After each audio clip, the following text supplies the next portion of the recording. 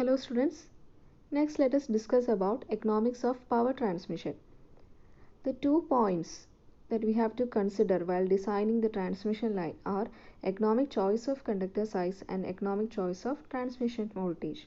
First let us see economic choice of conductor size.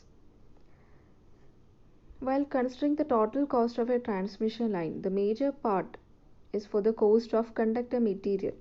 Kelvin's law states that the most economical area of conductor is that for which the total annual cost of transmission line is minimum.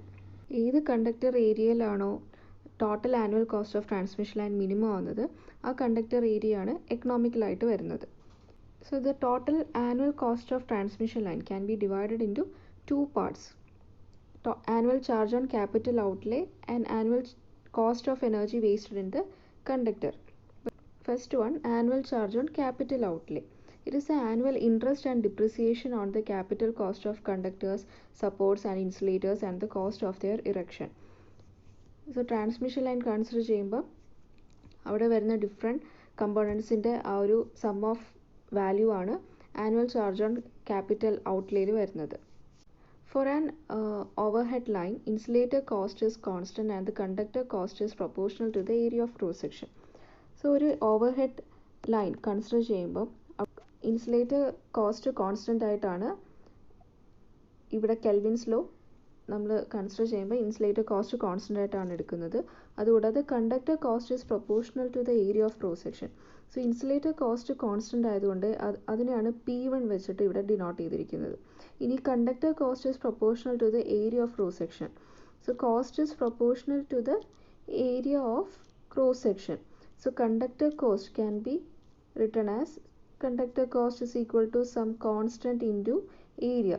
So conductor cost is P2A and insulator cost, since it is constant, it is denoted by a constant P1.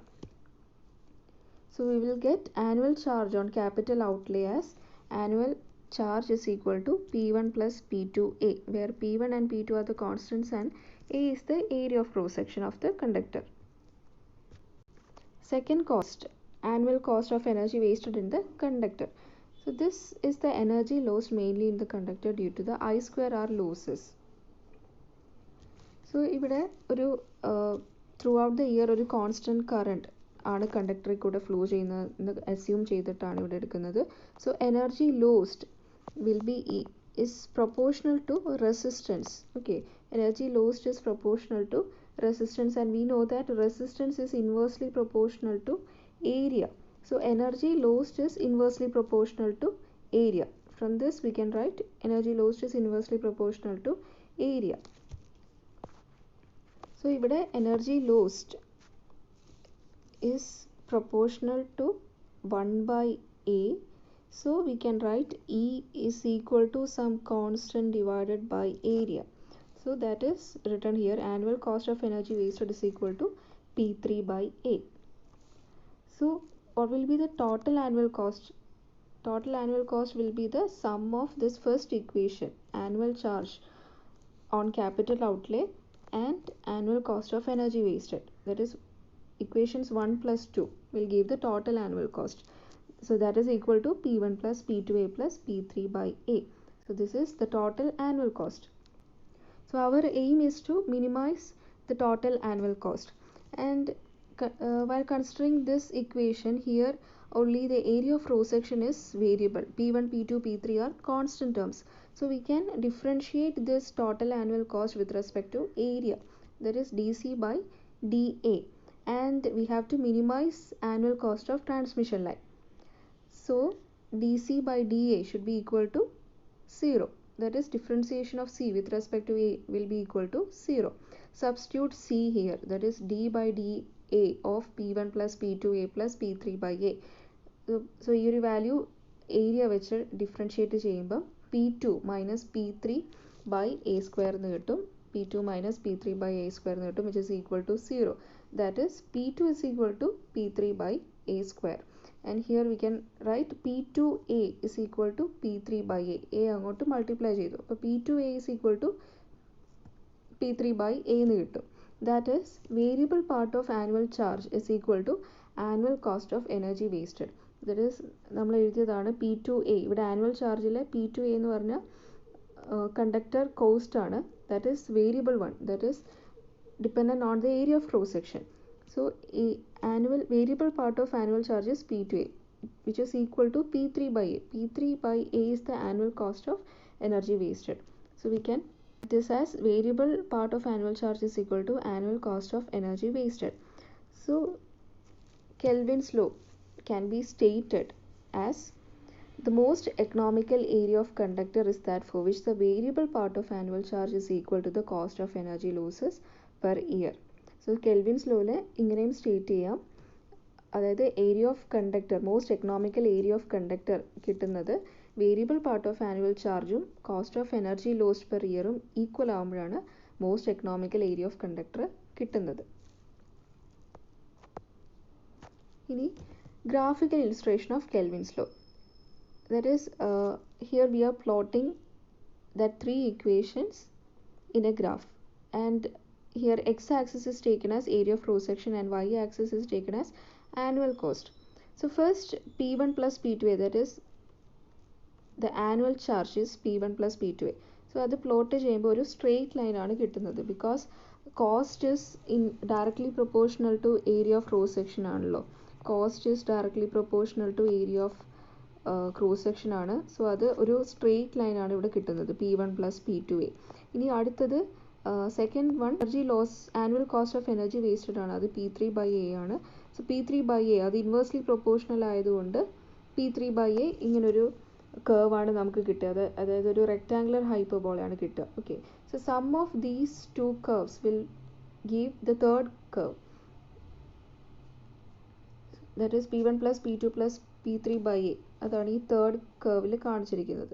Okay, so അത് എപ്പോഴാണോ minimum ആവുന്നത് അപ്പോഴാണ് നമുക്ക് most economical ആയിട്ടുള്ള area കിട്ടുന്നത്. Okay, area of cross section of the conductor. അപ്പം ഈ കർവിൽ മോസ്റ്റ് എക്കണോമിക്കലായിട്ട് വരുന്നത് ഇതിൻ്റെ ലോവസ്റ്റ് പോയിന്റ് കൺസിഡർ ചെയ്യുക. So lowest point is P. So most എക്കണോമിക്കലായിട്ട് കിട്ടുന്നത് ഈ പോയിന്റിലാണ്.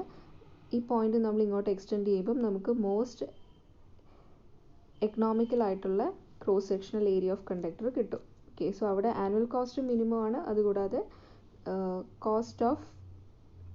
Area of cross section of കണ്ടക്ടറും മിനിമം ആണ്. ഇതാണ് graphical illustration of Kelvin's law. Limitations of Kelvin's law. The various limitations of Kelvin's law are: it is not easy to estimate the energy loss in the line without actual load curves, which are not available at the time of estimation. So ഈ transmission line design ചെയ്യുമ്പം നമുക്ക് load കർവിൽ നിന്നുള്ള ആ ഒരു data നമുക്ക് കിട്ടണമെന്നില്ല. അതായത് എനർജി ലോസ് എന്താണ് എന്നൊക്കെ എസ്റ്റിമേറ്റ് ചെയ്യാൻ വേണ്ടി ആ ഒരു ഡേറ്റ കിട്ടത്തില്ല. സോ അതൊരു ലിമിറ്റേഷനാണ്. പിന്നെ അതുകൂടാതെ ഇവിടെ ചില ഫാക്ടേഴ്സ് മാത്രമേ ഇവിടെ കൺസിഡർ ചെയ്യുന്നുള്ളൂ. It ignores safe current density, mechanical strength, corona loss, അതൊന്നും ഇവിടെ കൺസിഡർ ചെയ്യുന്നില്ല. പിന്നെ അതുകൂടാതെ നമുക്ക് ഇങ്ങനെ Kelvin's law വെച്ചിട്ട് കിട്ടുന്ന ആ ഒരു കണ്ടക്ടർ സൈസ് വളരെ ഒരു മിനിമം സൈസ് ആയിരിക്കും. ആൻഡ് ആ സൈസ് വെച്ചിട്ട് നമുക്ക് കറണ്ട് ക്യാരി ചെയ്യാൻ പറ്റത്തില്ല. So the conductor size determined by this law may not always be practicable one, because it may be too small for the safe carrying of necessary current. Interest and depreciation on the capital outlay cannot be determined accurately. ഇനി അടുത്തത് economic choice of transmission voltage. So economic choice of transmission voltage is the transmission voltage for which the cost of conductors, cost of insulators, transformers, switchgear and other terminal apparatus is minimum. So economical transmission voltage എന്ന് പറഞ്ഞാൽ conductors കോസ്റ്റും insulator കോസ്റ്റും transformer കോസ്റ്റും പിന്നെ ബാക്കിയുള്ള അപ്പാരറ്റസിൻ്റെ കോസ്റ്റൊക്കെ എപ്പോഴാണോ minimum കിട്ടുന്നത് ആ ഒരു ട്രാൻസ്മിഷൻ വോൾട്ടേജ് ആണ് economical transmission voltage. So for every transmission line there is some optimum transmission voltage beyond which there is nothing to be gained in the matter of economy. So ഏതൊരു transmission line എടുത്താലും ഒരു optimum ആയിട്ടൊരു transmission voltage കാണും. So ആ ഒരു value കഴിയുമ്പോൾ നമുക്ക് economical ആവണമെന്നില്ല. ഓക്കെ, സോ അതാണ് ഇവിടെ നമ്മൾ കണ്ടുപിടിക്കുന്നത്. സോ ഇവിടെ ഒരു ഗ്രാഫ് കൺസിഡർ ചെയ്യുക, that is capital cost versus transmission voltage. So ഇത് രണ്ടും പ്ലോട്ട് ചെയ്യുമ്പോൾ നമുക്ക് ഇങ്ങനെ ഒരു കർവ് ആണ് കിട്ടുന്നത്. സോ ഈ കർവിലെ ലോവസ്റ്റ് പോയിന്റ് ആണ് നമുക്ക് എക്കണോമിക് ആയിട്ടുള്ള ട്രാൻസ്മിഷൻ വോൾട്ടേജ് കിട്ടുന്നത്. അതായത് X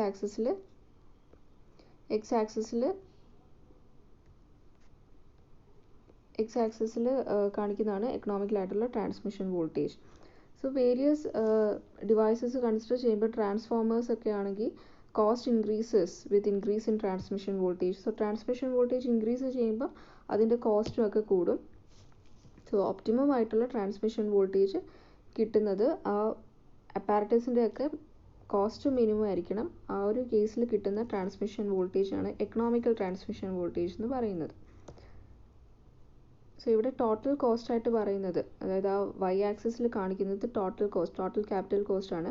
that is the sum of these transformers, switch gear, lighting arrester, അതിൻ്റെ എല്ലാം കോസ്റ്റിൻ്റെ സമ്മാണ് ആ ഒരു വൈ ആക്സിസിൽ കാണിച്ചിരിക്കുന്നത്. And here OA is the optimum transmission voltage.